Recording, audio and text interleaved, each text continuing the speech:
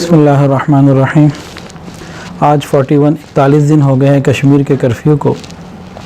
ہم لوگ اپنے گھروں میں رہتے ہوئے صرف اس بات کا 5-7 منٹ کا مراقبہ کریں، یہ سوچیں کہ ہماری زندگی میں 41 دن کبھی ایسے آ جائیں دشمن کا کوئی خطرہ نہ ہو، لیکن پانی بند ہو، بجلی بند ہو، انٹرنیٹ نہ ہو، بچوں کو دودھ نہ ملے، پیمپر نہ ملے، مریضوں کو دوائیاں نہ ملیں، اور ہم گھر سے باہر کہیں نہ نکل سکتے ہوں، کسی بھی طریقے سے کوئی دشمن کا خطرہ نہ ہو۔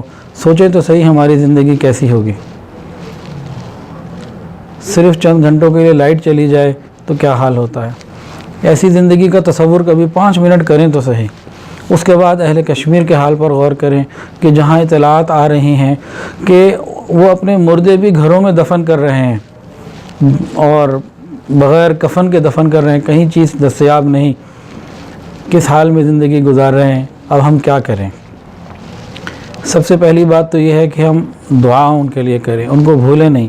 ہم اپنی روزمرہ کی دعاؤں میں، بالخصوص رات کی تہجد کی دعاؤں میں ان کے لیے اللہ سے مانگیں، ایک بات۔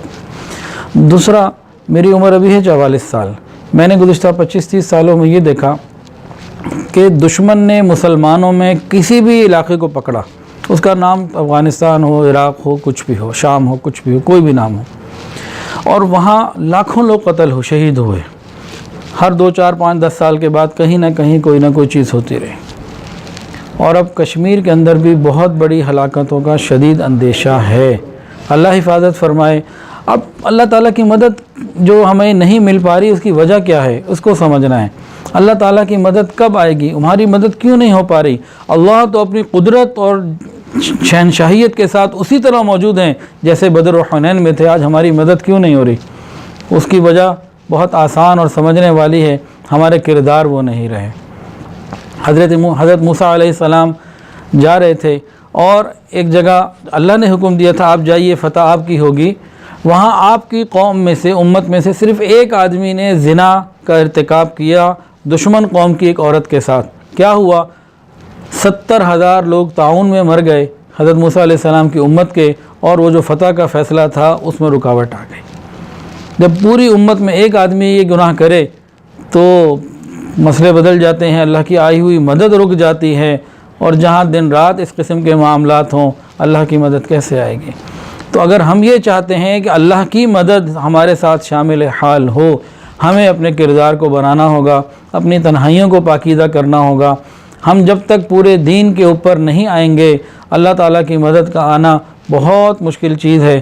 اب آج تک ہم نے جتنے بھی احتجاج کیے ہیں، کیا ان احتجاج جس نے جس طریقے سے کیے ہیں، میں ان کی مخالفت نہیں کر رہا، میں اس کا نتیجہ دیکھنا چاہتا ہوں، کیا اس ساری احتجاج سے جو بھی سوشل میڈیا پہ جیسے ہم نے کی، کیا اہل کشمیر خوش ہو گئے؟ کیا کسی ایک کی جان بچ گئی؟ کیا کسی ایک کی عزت بچ گئی؟ کیا اس سے دشمن ڈر گئے؟ کیا ہوا؟ کچھ بھی نہ ہوا۔ ہر چیز اسی طریقے سے جاری ہے۔ ان کا امتحان اپنے اعتبار سے، ہمارا اپنا امتحان ہے کہ ہم کیا کر رہے ہیں۔ تو ہمیں اگر اللہ کی مدد اگر ہم چاہتے ہیں تو ہمیں اپنے کردار کو بنانا ہوگا۔ جب کردار سازی ہماری من حیث القوم ہو جائے گی، پھر انشاءاللہ العزیز اللہ رب العزت کی مدد بھی آئے گی۔ تو جو کام ہم عوام کے کرنے کے ہم اس کو کریں، انشاءاللہ اللہ رب العزت آگے اور آسانیاں فرما دیں گے۔ وآخر دعوانا ان الحمدللہ رب العالمین۔